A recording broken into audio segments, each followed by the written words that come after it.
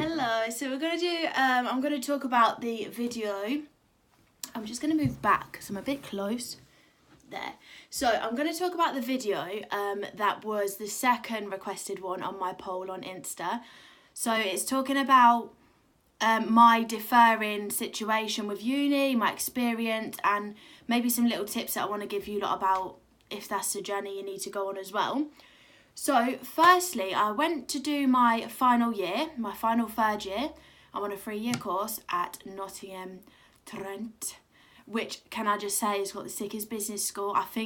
I'm sure we won a award for being top uni this year. Anyway, so I went to do my final year. I started off in October. Didn't go too well, mate. Let me just tell you, it didn't go too well, right? So I went back, I wasn't feeling good, just a rewind, quickly, I lost my granny who I was very close to in the summertime, and it was quite a long time of watching her like suffer and stuff, so it did get to me a lot. Like I mentioned before, cannot deal with losing people, mate. I want to grip them by the ears and don't let them go. But yeah, so I did that. So I went to uni in October. I had this horrible feeling. I kept waking up with on my chest, which was just like a really sad, low feeling, and it just got worse and worse and progressed. Like it was progressing really quickly. So every time I was going home, I just didn't really want to go back to uni. I was crying all the time. Every single Monday, I'd like set myself a goal of getting up. Right, we're going to do this week again. Don't worry, get yourself to uni, blah, blah, blah. And I'd end up in absolute tears, like proper crying for hours and like stressing myself out. I'd walk to uni, walk back, like it weren't happening. And I weren't really sure what was going on with me, to be honest. When it comes to socialising, I only wanted my best mate there. Yeah, it just wasn't a good time for me, honestly. It's really difficult. And then I would overthink times such as when I'd go to lectures and seminars, my attendance started to really go down because I'd worry myself and think that because I'm with a load of new people who don't know me, because I'm feeling this crappy and low inside, they're going to be thinking that I'm this boring, like quiet, moody, like person who don't want to get involved, who's not very creative, not very clever, don't have ideas to share, I'm not going to be wanted in people's groups, and all this stuff, like really nasty stuff to think about yourself. But yeah, it was a rough time, let me tell you. It was not good. But the usual me would walk into a classroom and be like, hello everyone, I'm here, my name's Georgia, and I'm going to be the group leader because I am a leader. But yeah, that's like the normal me, laughing, bubbly, so many ideas, like creative, loves working with new people. I mentioned that in my video before. But yeah, it just was a complete opposite, and these little shitty demons that was in my head were trying to change me into the opposite person that I actually was. So I went through the shit, let me tell you. I even struggled to see my friends at uni just because, for me, I found it most difficult to see people who I knew loved and cared for me and I did for them, because if they realised what was going on with me, it would have hurt them, and that's why I didn't want to see people or socialise too much. And even like on Halloween, I do remember this as well. I thought, gosh, there's something wrong with you, girl, because I went out with my 2 house girls and I was going to meet a load of new people in like the drama sort of society and stuff, and I'd be well excited to meet these people, so we dressed up all together, and they was like really excited. We was putting blood all over our shirts and that, and I could just feel like this panic like going up and up and up about going out, and I cried in my room and thinking, right, how do I tell these girls I'm not going, because I can't meet these people. Long story short, turns out I turned up to these drama prees. Everyone was proper nice. We was having such a laugh, but I was still so unsettled. Like I was so uncomfortable. Usually I'd be in the middle, like trying to twerk like Nikki or something, yeah, but it just weren't going down. I was like trying to cling to them, like don't leave me. But normally I wouldn't care for that. I'd be happy to be on my own. Like it's just, like I say, the complete opposite of who I actually am and my actual personality and stuff, where I started to realise, right, this ain't for me. Anyway, so we get to end of October, start of November. It was my auntie's 40th birthday in Peterborough, obviously where I'm from. So I come down from Nottingham with Sandro, which is my boyfriend, and we're getting ready, whatever, to be at home for the weekend, and then go have a proper like laugh and drunk time with my family and her friends and all that. So, but like a couple hours before, completely, and I say completely, broke down to my mum in absolute tears, telling her I can't go on like this, which is obviously well sad to hear, innit? And sorry if you know me well, I don't want to hurt you from this video. I do apologise, just got to be honest. But yeah, proper, trust me, my belly just digested my food. Did you hear that? It's like, anyway. So yeah, I had a real shitty time then. Sat down on the settee with my mum. She's like, right, come on, babe, maybe we're going to let you stay at home for a bit. And then I was like, Mum, I can't stay at home, like I'm in my last year. She's like, just a week, George, come on, just like a week, be chilling at home, look after yourself, you'll be back to normal, perfect, then we can get you back smashing uni. I was like, Mum, you don't understand, like you can't just take a week out of uni, it don't happen like that, I might as well take the full year off if I'm going to take the week. And she went, so what, like you need to look after yourself first. Now, let me just tell you where my mind was at this time. So I'm not thinking, oh, you need to look after yourself, what I try and teach you lot and tell you lot to do. I'm thinking life or death situation. I need to get this degree. I need to prove to people. I need to prove to myself that I can do it, that I can smash it. If I don't do this now, I'm never going to do it. Like I'm going to be at home forever, not earn money and not get a good job. Like I'm going on and on, yeah? This is how my brain's going. A literal life and death sitch is what I thought it was like. And now I'd be like, babe, chill. It's not even that. But like I've got years. I could do a degree at 69 if I wanted to. But the way, like my mind space and mindset and whatever, it just weren't good at that time. I was so unhealthy and poorly, and I didn't even want to accept it myself. So accepting, gosh, is so important to just accept how you're feeling, and then you'll be able to deal with it easy. Like, well, not easy, that is an exaggeration, but it will be much easier to learn to deal with it, to if you accept it, and then we can start accepting help and looking at different methods to help you out. So please just try to do that earlier than I did anyway. So I go to my auntie's party, had a laugh with my family, but I felt so clingy. Like if my mum left me or my brother left me, I was like, oh my gosh, I'm sat by myself and I'm gonna have to talk to people that I don't want to talk to anyone. And then you know the hardest thing for me, right? Everyone I see, because they know I love studying and I'm loving uni and whatnot, and they're all wanting to know what I'm doing. Every time I see someone new, did I get the question of, how's uni going? What are you doing at the moment at uni? Uni. The last thing I want to hear when I'm considering dropping out is, how's uni going? But obviously people don't know. And because I'm such a master at putting on this brave face, like I always tell you lot, people are not going to know, and they're just going to ask me what they always ask me when they see me, because they're interested to see how I'm getting on, blah, blah, blah. Where is that bit of hair meant to go? Oh, it's there. So that was really annoying me. But yeah, so anyway, that family party happened. It was good. It was all right. I still weren't myself. I needed someone to be like holding my hand all the time. And I just was poorly. Like I honestly was poorly. So after that, Mum was like, right, I'm telling you, you're not going back to uni.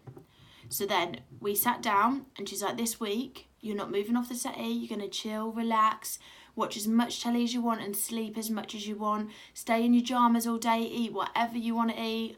Like just proper bigging me up sort of thing and telling me that this is my time now. And she's being serious. She was serious. She was serious. But she's like, this is your time to rest and I'm not taking no for an answer, so get yourself on the settee, get some of the throws and lay down. So laid down, I smashed out Prison Break every single day. I slept, and when I say I slept, I bloody hibernated like... Who hibernates? That is bad. Anyway, hibernated, I just hibernated. Fully falling asleep about 60 times a day. I just killed off Prison Break. Like I said, I was just watching. Oh my God, just go watch that series. It is so good. It's so good. I might watch it again, you know. But anyway, I did that and I laid about and whatnot. Then I wasn't getting any better. I was still crying. I was still getting upset, which again is shite. But Mum was like, right, maybe we consider going doctors. No. I was not going doctors. So she kept mentioning it briefly, like just saying it gently, trying to get it in the conversation, because each time she'd come and sit beside me and like try and understand how I was feeling, which was so amazing. And that's what you need to do if you're trying to help anyone out. Just sit, listen and try to be understanding of how they're feeling. You won't understand. You're probably not going to understand, trust me, but at least just no, we won't go that way. At least just give it a try, yeah? And try and listen to him, whatnot.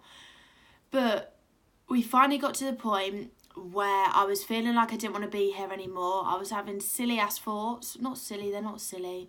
Just my brain was like so unhealthy that it was basically telling me I shouldn't be here anymore. I'm not worth it. Like, all of that crap. When I know I am. No, I'm joking. Like, I know I am. I'm worth it. Gosh. But, yeah, so after that, finally decided to go doctors. Got on some medication. I was not impressed that I actually let in. But do you know what? I give it a go because you've got to be open to trying things. Honestly, you do. Got on tablets. They put me on 50 mg. It's called sertraline, something like that. Side effects, none. Apart from sweating. I swear I went through the menopause early. But I was like just boiling. Like my skin was soaked. Like, I'll tell you a funny story. I was doing Alicia's makeup. She's one of my best girls. Makeup on New Year's. I've got all the windows open. She's there like...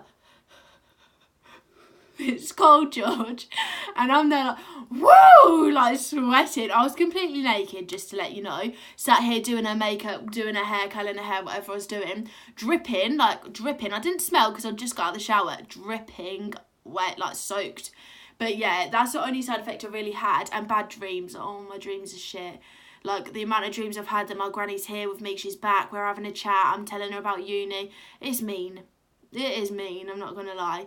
But... we have our chats every day anyway, when she shows me this little sign thing we've got going on. And yeah, I still send my love to her every day, send it up there, send it to everyone she's reunited with, because that's why she's gone. She's back with her husband, she's back with her son, and everyone more.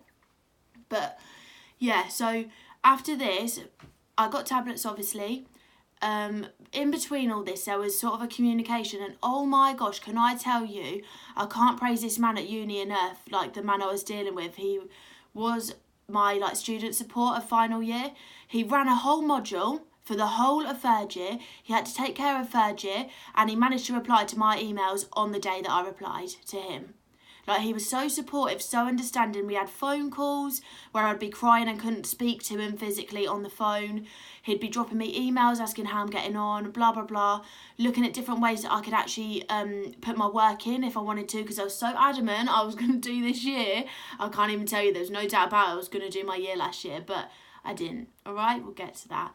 Anyway, he was amazing. And you know what? I can't wait to go back to uni and have a meeting with him, because I want to catch up and just tell him like how much he supported and helped me. Probably going to buy him something like chocolates or whatnot, I don't know.